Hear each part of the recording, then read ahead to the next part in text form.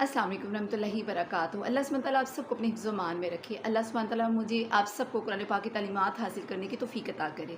जैसे कि हम बाकी तालीमात को बड़ा ज़रूरी समझते हैं ज़िंदगी गुजारने के लिए, तो हम इस ज़िंदगी में जो आज हम जी रहे हैं, अपने गुज़रे कल की तौबा करते हुए, अपने आज को बेहतर बनाते हुए, अपने आने वाले जो हमेशगी की ज़िंदगी है उसके लिए कुछ कर जाएं, ताकि कल हम शर्मिंदा ना हों। कहीं हम भी काफ़िरों की तरह ये ना कहें कि काश हमने कुछ आगे करके भेजा होता।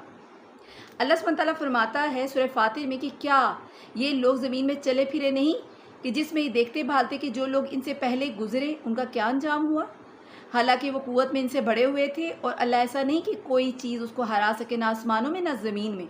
वो बड़े इल्म वाला, बड़ी कुदरत वाला है।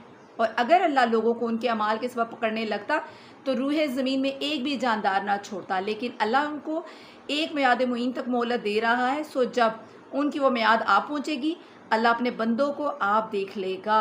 अल्लाह अकबर। मस्जिद अल्लाह का घर है, माह मुहर्रम आ रहा है, तो अपने इख्तलाफात को एक साइड पे करते हुए जितनी हो सकती है अल्लाह की इबादत कीजिए। अल्लाह सुब्हानहू तआला फरमाते हैं कि अल्लाह ने तुम्हारे लिए वही दीन मुकर्रर किया है जिसके कायम करने का उसने हुक्म नूह को दिया था, और जो बज़रिया वही अल्लाह सुब्हानहू तआला ने नबी पाक सल्लल्लाहु अलैहि वसल्लम की तरफ भेजा, और जिसका हुक्म अल्लाह सुब्हानहू तआला ने इब्राहीम, मूसा, ईसा को दिया था कि इस दीन को कायम रखना और इसमें फूट ना डालना।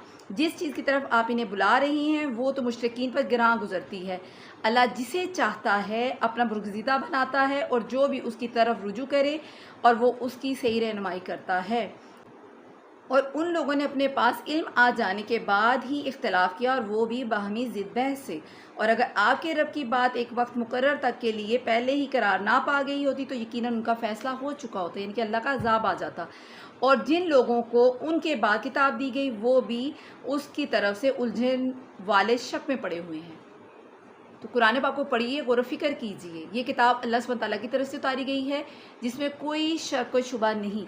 नबी पाक सल्लल्लाहु अलैहि वसल्लम पर उतारा गया कुरान पाक, जो अपनी से पहले किताब तौरात और इंजील की तस्दीक करता है। तो कुरान पाक को पढ़िए, अपने लिए, अपनों के लिए। और माह मुहर्रम में जितनी हो सकती है अल्लाह का ज़िक्र कीजिए, इबादत कीजिए, दिखावे से और उन अमलों से बचिए जो दूसरे लोगों से मिलते जुलते हों, जो अज़ाब या सज़ा की वजह बने। तो इससे अपने आप को बचाइए। सिर्फ़ एक अल्लाह का ज़िक्र कीजिए, जैसे कि नबी पाक सल्लल्लाहु अलैहि वसल्लम ने फरमाया कि अल्लाह के सिवा कोई माबूद नहीं है, हमें सिर्फ़ अल्लाह की इबादत करनी है। तो अल्लाह की इबादत करते हुए, अल्लाह के काम को मानते हुए नबी के बताए हुए रास्ते पे चलिए। खुदारा जज़ाकल्लाह।